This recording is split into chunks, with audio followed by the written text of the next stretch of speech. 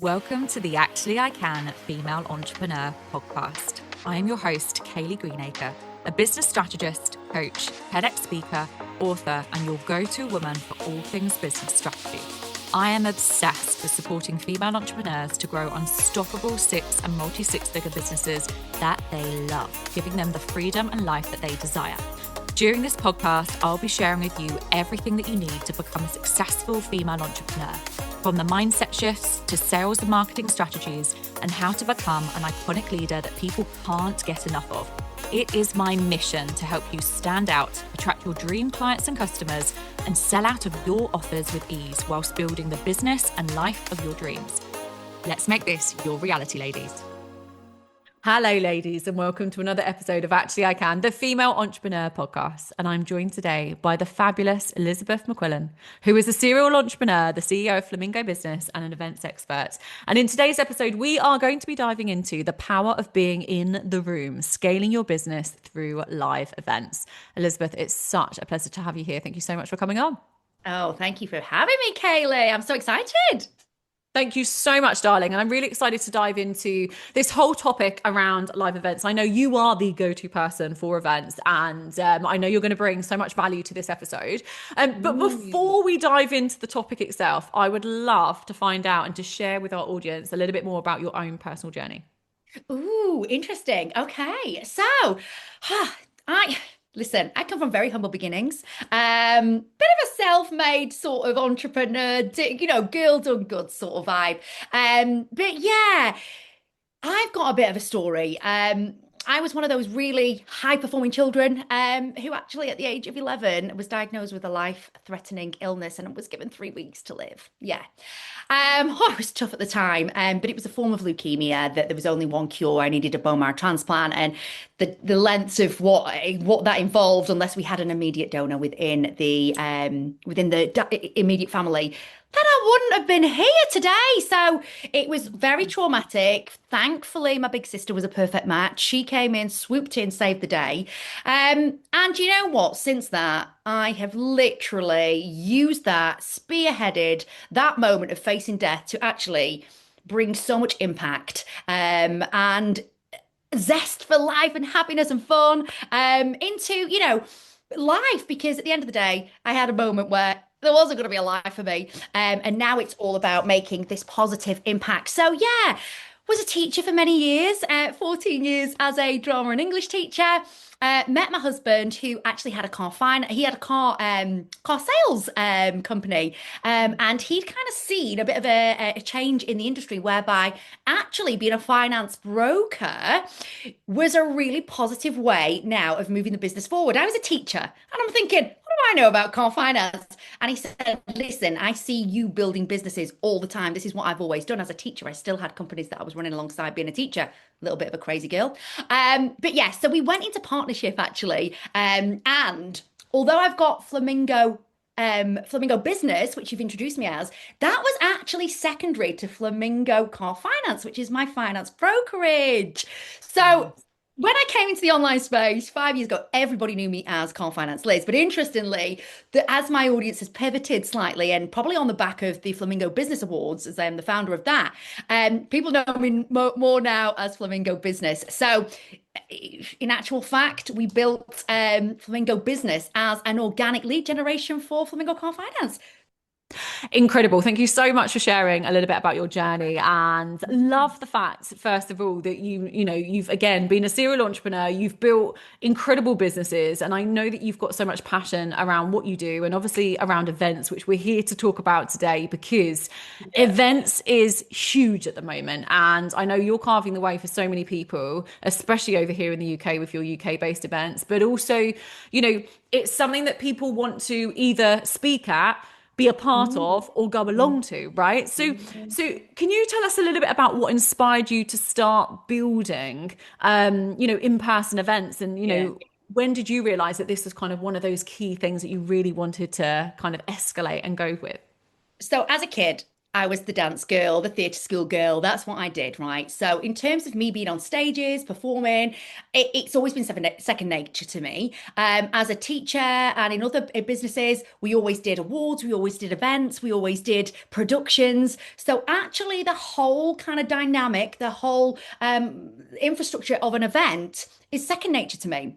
When I came into the business space, didn't actually realize that I was put on this platform to do these sorts of things.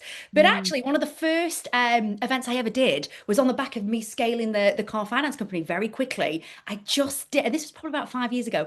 I did one of those stories on Instagram where I was like, we've scaled to seven figures. Would anybody like to come and sit with me around a table? You know, back in the day, nobody really did this much. Anyone like to come for a chat, bit of lunch, and I'll tell you how I did it. Well, inbox just went boom, boom, boom, boom, boom, boom, boom. And with that, I thought, wow, there's definitely a need for this. When we kind of relaunched the car finance company and turned it into Flamingo, because originally it was Car Finance 365, which wasn't very pink and fluffy.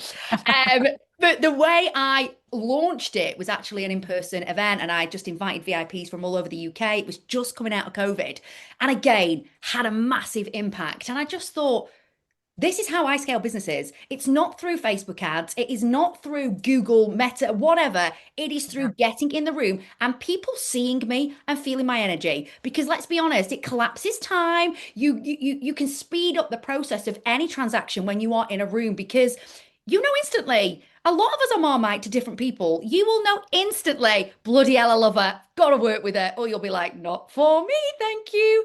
And that's okay. But yeah, that power of in person, that connection, it's no like trust by times 10. And that's why I love these in person events. I think they're so powerful, aren't they? With, like you Yeah. said, connection building and absolutely for building, scaling your own businesses, but also for just being in the room as, someone that goes along Yeah. and just participates.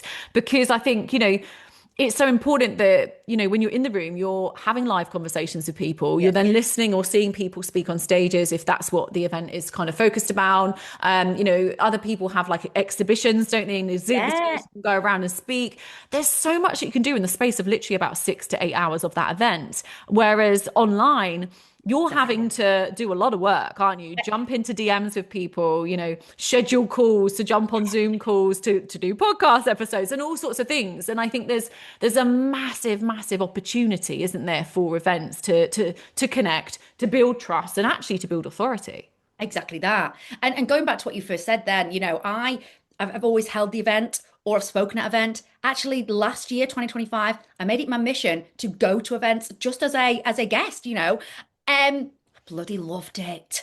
I absolutely loved it. And the impact that you could make in that audience was so big. Like I always thought you had to be the authority that spoke on the stage or ran the event. And don't get me wrong, it absolutely does. You are that key person of influence. But there is so much power in being in the audience. It just, you're not under any pressure.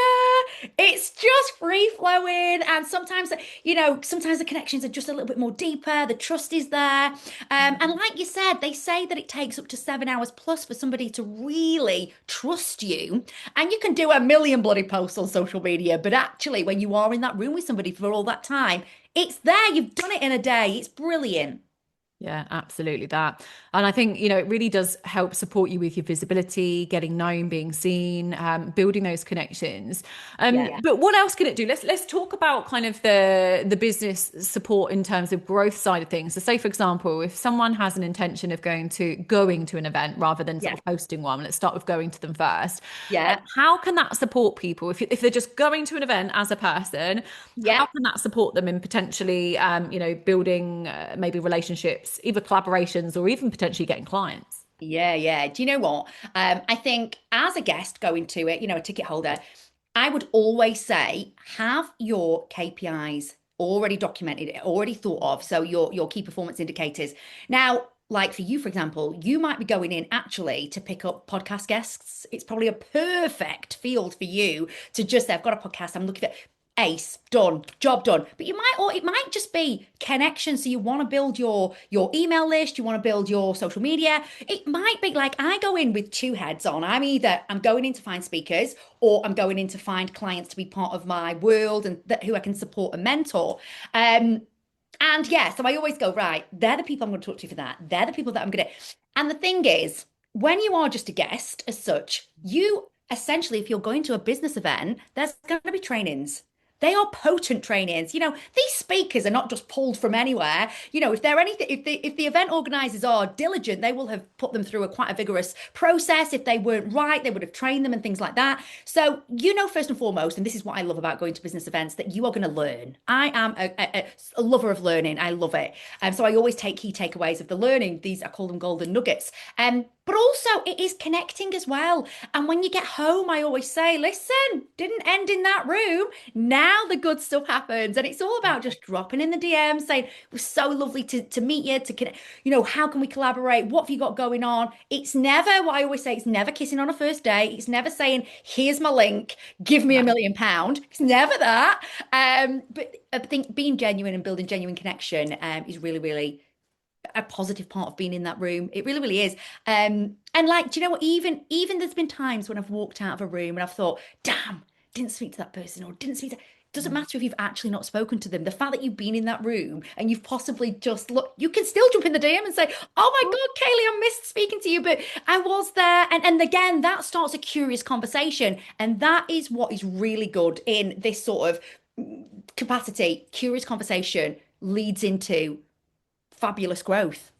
Yeah, absolutely. And those opportunities, opportunities to, like you said, maybe collaborate, maybe Yeah, if people have podcasts, use that as maybe an opportunity to find more people. exactly. It was really interesting. I had my premiere back in October Yeah. for the film, and it was really, really interesting because after that event, I was obviously focused on delivering the event. Like that's what my job was to do, was to deliver the event and put on a show as such. However, so many of my clients and also friends that went to that event have either bought from one another, Love it. collaborated together, done projects together, and that was huge. And all I did was to bring my clients and friends and family in one room to show them, the film I've been working on. But the aftermath of that, like the after effect, should I say, has been huge. And Dude, I'm like, you facilitated that. And like you said, you've got your hands on your heart there. How amazing does that feel that you have facilitated so much business through other people and friendships and connections? It's a real, you've got to be hugely grateful to be able to put on these great events like you. I mean, doing that movie and holding that premiere, that's next level, Kaylee. Like, well done, you. I hope you are hugely proud of what you created. oh, thank you, darling. But no, it was brilliant. But it really does go to show that actually then hosting events Mm. are huge. So let's talk about hosting because, we've talked a little bit about going to events. And by the way, for anyone listening, if you have the opportunity to go to any events this year, make sure you do get in those rooms. But I want to talk about hosting because I know a lot of our listeners will probably be thinking, oh, do you know what? I quite fancy hosting a retreat or an event or something else. And there's a lot to this, but I think Oh, a lot of absolutely. people, first of all, they will think, oh, it's expensive. Am I going to fill the room? Can Mm. you, because you are the expert of events here, can you give us a little bit of like some advice and things around hosting events and that fear? Well, I do now. I've started supporting business owners now. The ones that are slightly at a higher level, really, not really those that are beginning, but the ones that have got the vision of actually making this the playground to make huge impact, but incredible income as well. And, I'm in, gosh, I've probably done in the business space. I think I've done 20 business events. And then God knows how many I've done in my life with all the other sorts of events that I've done as well. But you start off afraid, absolutely. You start off thinking cost and am I going to sell any tickets? They are the biggest pain points that you will ever face. Okay. What I talk about is there is so much potential in bringing in revenue even before you've sold a ticket. If you have an audience and you're pretty confident that you can get X amount of people in that room, let me tell you, businesses want to invest in sponsoring, in speaking, and things like that because these people know that the biggest return on investment is getting on a stage or getting seen in that key person of influence position. So Mhm. before you've even sold a ticket, what I train my people on is let's generate X amount of revenue before you've even sold a ticket. That will take the pressure off the cost of actually putting the event on. And yeah, it's For me, it's about repositioning your mindset. Yeah, people go, nobody's going to want to pay me that to speak on this. Yes, they will. And I will pay you right now to speak on your stage, because I know I've spent thousands on Facebook ads. I've spent thousands on so many different areas of marketing. But this is the key marketing strategy to get in rooms. So you absolutely, right now, you hold the power of making some incredible impact. So people want to pay you. So it takes away that initial strain and that initial feeling of, oh my God, I can't do this because of the two biggest pain points, bums on seats and the cost. Get people coming in, paying to be on your stage or sponsoring. They'll want to do that because you are fulfilling a really good, need for them as well. And the rest just comes. I've got a bit of a framework that we work to, but that is number one. And that's what I say. Work on that first. Absolutely. So have that belief and, and really know that you can do this. And like you said, create the money or sell before you put it on that event. And obviously there's multiple different ways to be able to do that. But say, for example, if some of our listeners are like, right, yeah, I'm confident, I'm going to go for this. I've got an idea, got a concept in my mind.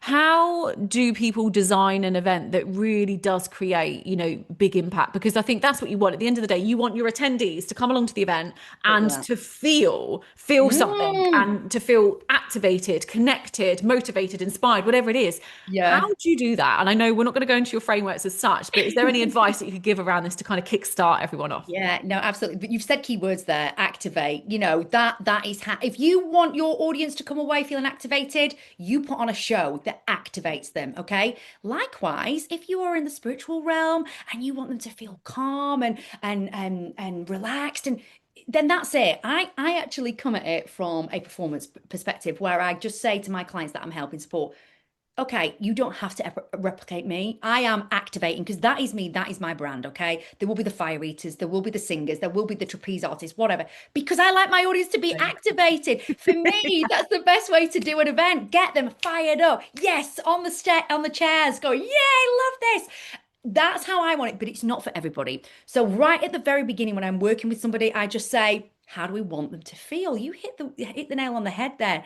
And then I see it as a performance. So I'm like, right, so we need to pull in this area. So if you do want some live music or something, that's the way we go, a bit more calmer. Do we need to pull in this kind of, is it wellness? Do we need a sound bath?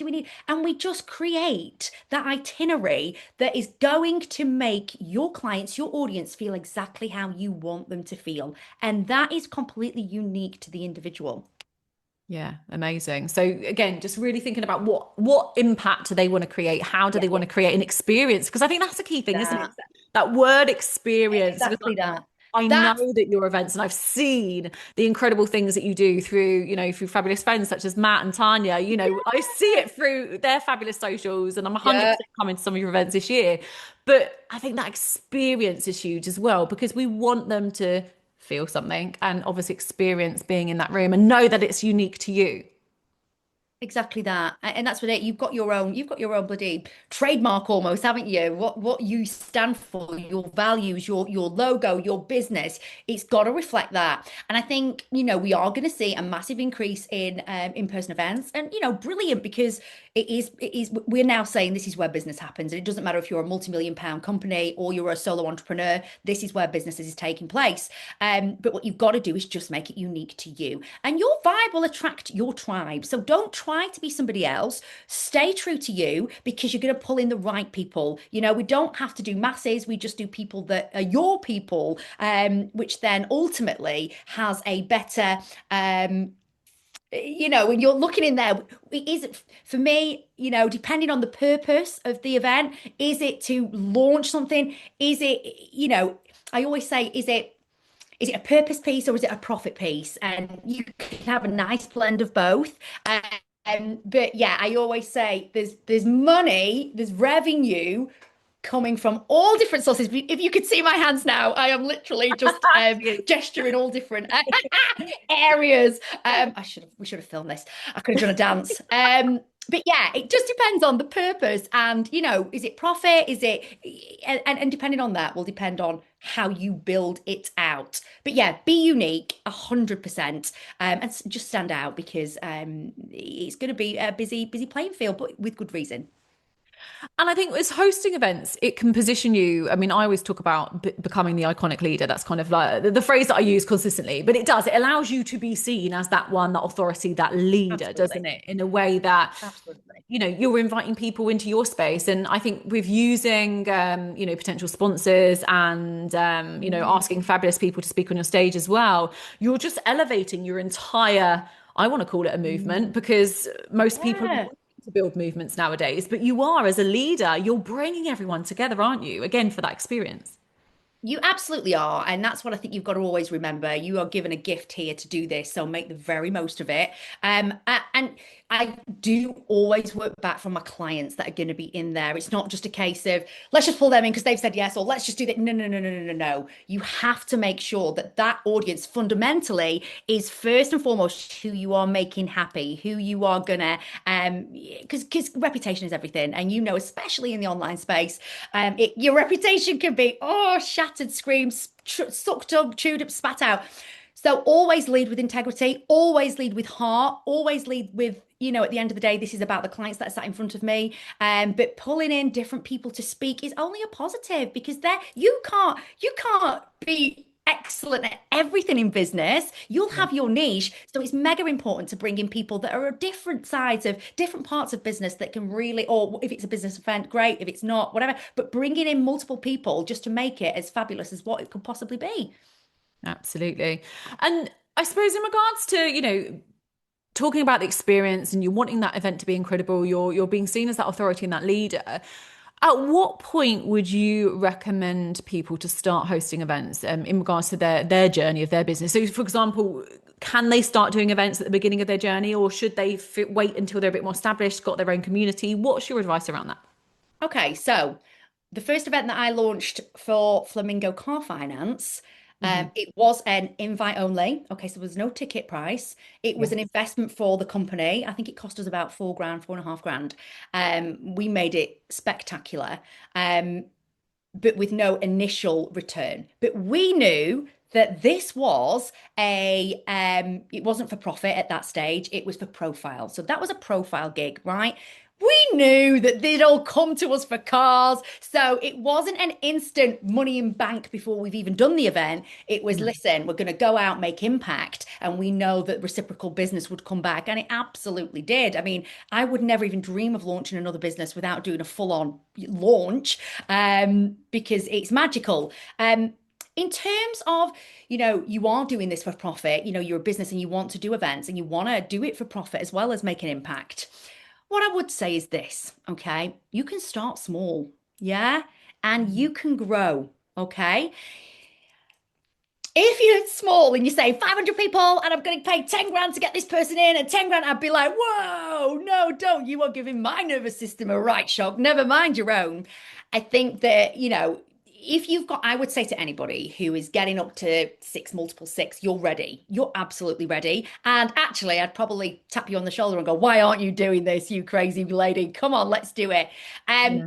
I would always say, though, I've made many mistakes. So if you were going for it, please maybe reach out, right? And just say, Liz, can you support me with this? Because it can literally be running an event, taking a hell of a lot of your time for zero kind of profit. We don't Yeah. want that. We don't want that. We want it to be an escalation of the business, a growth strategy, absolutely. But it's with anything. Support, knowledge is going to help you get there quicker. So yeah, there's many things that can go wrong. But with a few little tweaks, you can really start to see the amount of scalability in-person events when you run them yourselves have. And what's kind of your advice around, we're talking about sort of wanting to make it profitable. Yeah, What advice is there? I know you mentioned earlier sort of sponsors, speakers. yeah. Can you give us a bit more to that? Because I know some of our listeners might be considering, we're doing all the hands, aren't we, today? We're doing, We're doing all I know none of our listeners can see us, but we're doing all the hands to each other with demonstrations. You can tell we're both previous from the dance drama departments of schools. Um, totally. But yeah, tell me more in terms of how they can make it profitable, basically. Yeah, so I break it down into four different areas, okay? Stage one is the pre-event, okay? So what can you do to bring revenue in pre-event? And that is always your sponsors, your speakers, expo stands, all that sort of good stuff, okay? There's loads of stuff you can do there. Then you've got your ticket sale. Now, when I first started out, it was all about the ticket sale, okay? And that's where your nervous system goes into total dysregulation because it's not a success unless you've sold X amount of tickets, right? And that ain't a great place to be in because you get a little bit desperate. You're like, just buy a ticket. I'll just give you a ticket. Oh, but no, okay. If you've already got a nice chunk from pre-event, tickets will flow because your energy will just be like, oh yeah, calm. Yeah, it's exciting. It's fun, you know? It's not like desperate. I've got to sell a ticket. People pick up on that energy. So then you've got that. So you've got your ticket sales. And, you know, depending on price point, some will go low to get bigger numbers in. Some will go higher and just say, I don't need big numbers. I am worthy of X amount of pounds. So my price point is higher, and that's great. I hate it when people charge so low and it grinds the margins down of everybody across the business. I'm like, why have you done that? Stop it. You are worth more than that. And then it's like your upsells when you're in there. So stage three is okay. Let's get revenue from upsells, VIP update, you know, upgrades, you know, all that sort of good stuff as well. And then finally, and this can be the magic. This can be the magic. It's what you sell off the back of that. Yes. Now, listen, I've been here doing this for many years in the online business space, right? I've heard so many people say, so you're just pulling them in to sell to him. All you're doing is selling to them. Okay. I am now taking a stance back end of last year, going into 2026. Yes, you do sell to them. But what you don't do is hard sell to them.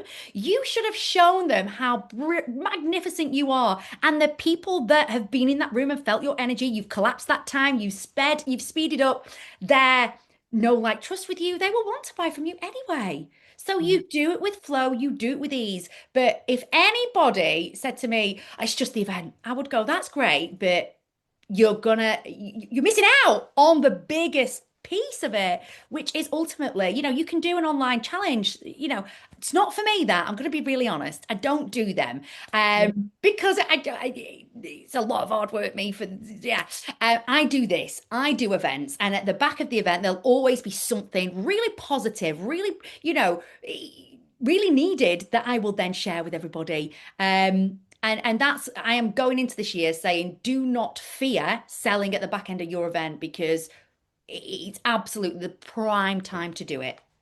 Yeah, absolutely. No, it's great you've broken that down though into kind of like the four different stages and ultimately how Mm. you can, because like you said, that before you even sell a ticket, actually, Yeah, if you can set it up and get sponsors and speakers and all the incredible things, you're already putting your nervous system as such, like you said earlier, into kind of like exactly. a neutral ground and feeling good and positive, and then it just makes it so much easier for you.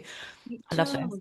It does. It doesn't. You know, one of my clients, we had our first call yesterday, and it was so much fun because I said, right, what did you earn last time you did an event? X amount. I was like, oh, okay. What's your goal for this? X amount. I think we took it up by about 400 and something percent. We were like, listen, Really. okay, darling, we're there.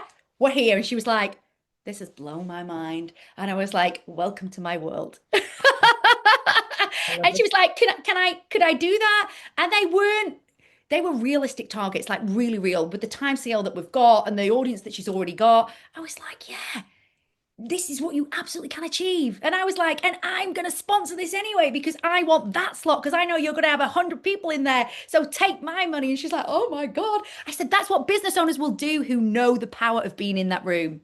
Yeah. Yeah. Yeah. And actually that goes on to, the question around sort of being a sponsor or a speaker, because again, there's potentially a blend or two separate Yes. opportunities there.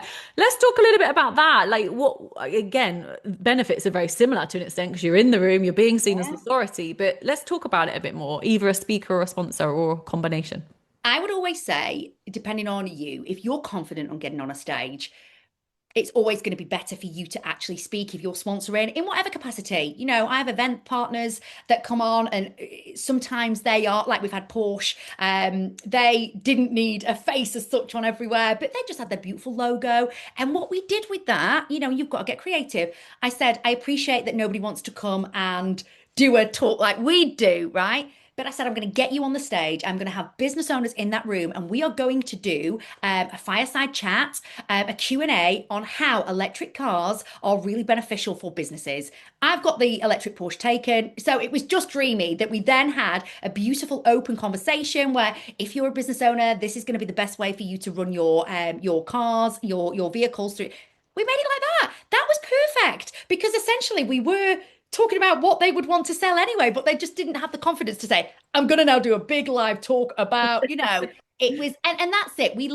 It's good to kind of lean into these speakers and where they're going to be best positioned. Like, for example, Matt, when he came to ours at Christmas, I said, Matt, we're going to do Fireside. And he's like, cool. And I said, I think you've spoken at a few events. And right now, I want to see the real you. Okay. Any of us can get on and just start talking about this is my spotlight because he has spotlight, doesn't he? This is my framework, spotlight. Da, da, da, da. I'm like, we've heard that. But let's find out about the real Matt. And people loved that. They were like, we loved getting to know Matt more because that is a key piece in making a sale. People want to be able to connect with you. Yeah, they want to know about you, don't they? They want to find out more about who you are, your story, your journey, your Exactly that. experiences, your lessons, like everything. The kind of Yeah. the raw, the unfiltered, the journey. Because again, it makes Yeah. it relatable, doesn't it? And it's such a key part of selling it, to anyone, especially for a Exactly. personal brand, right? Exactly that. Yeah. So, that's important as well, not just going speaker, speaker, speaker, speaker. Your audience gets speaker fatigue. They're like, oh my God, I don't want to, they actually bloody love those breaks and those lunches where they're networking. So never think with my itinerary, oh my God, there's a big break there. What you will find is that your attendees, your clients, your audience will love those breaks. They'll be like, yes, I can go and now speak to that person. That's where the magic happens. And in Yeah. actual fact, I was at an event recently. Lunch wasn't provided. So we had to leave the building. And I was like, so now we've all missed this moment of networking and Oh. connecting. And that is part of the main reason why I go to events as well, because it's that bit where it's not necessarily just the speaker, it's the moments that we get to meet new people. Yeah, that's it. That opportunity to network, to have conversations. Otherwise, it feels a little bit like a seminar Yeah. that you And go we to don't and go want it. home. Yeah, Yeah. we don't want that. We don't want that. Amazing. And then what about those that are potentially feeling a little bit anxious, nervous, overwhelmed, whether it's going to events, maybe even reaching out to be speaker, to be a speaker, sorry, or even hosting. I know there's three different categories of people there, but Yeah. I feel like nerves and overwhelm of just getting involved in events is a thing. Oh, it is. What can we do? Listen, Haley absolutely is a thing. And, you people who know me will say, bloody hell, Liz is one of the most confident people I've ever met. Let me tell you, I go through months or seasons where I don't want to go out. I don't want to go to an event. And I'm like, I don't want to because I don't feel safe for whatever reason. But it's not the room, it's you. And, and then you have to get back on the horse. And that's exactly what I did. Last year, I did probably about 4 months of not entering anybody else's room other than my own. And I felt it. The business felt it, I'll be really honest. And then Yeah. at the end of August, I was like, bang, bang, back to back to back to back. And the money that we generated as a company was just probably 3 times as much as what we'd done at the beginning of the year through not getting in a room. So it's going to be scary. I am not going to pretend it's not, but it's that whole thing of feeling the fear and doing it anyway, because on the opposite side of fear quite often is something quite magical. And if it's not and you fail or whatever, it's a great learning and it's reframing those little things about fear and failure, isn't it? Yeah. Um, but yeah, you are not that only person feeling like that.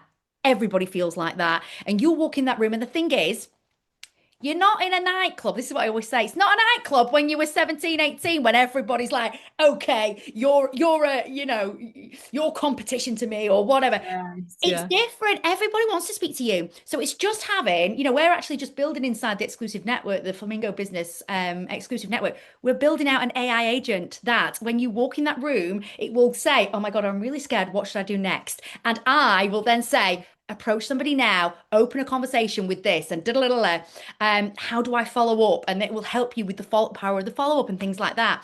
So there is an art to it. Some people are born to do this and some people aren't. You're either an extrovert or you're an introvert. But introverts will find fellow introverts because there'll still be introverts in that room. The extroverts will find the extroverts, and you're finding your people all the time. So do it. All I would say is do it, because what it brings to your business will 10x, a million x any amount of posts that you do or email marketing that you do. Fact. That's it. So get in the room, people. Absolutely. Yeah. I love it. Get in the room, go to the event.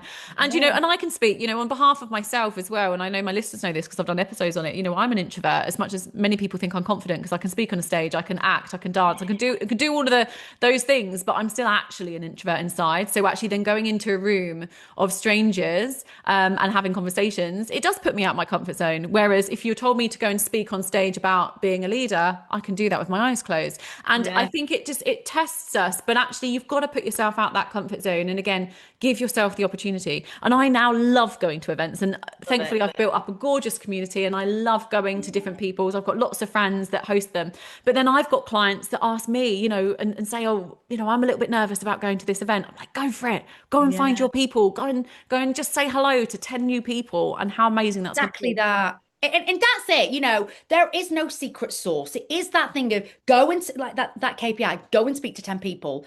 Yeah. Trust me, what can come from that? And like I said, people want to speak to you. It's not school playground stuff where they're like, you're not my people. I don't know you. It's none of that, mean girl. It's like, thank you for saying hi. I'm feeling like you, so let's hash this out. That's what it's about. Yeah, absolutely. What's your final piece of advice for our listeners today? Is this get yourself a diary for 2026 Mhm. and make sure that you commit to going to one in-person event every single month. Okay. They can be big ones, the big ones. Yeah, I want to come to one of mine. Yeah. Or they might be little intimate ones, and it's good to mix it up. Okay. But push yourself out of your comfort zone and just make that your strategy, your marketing strategy.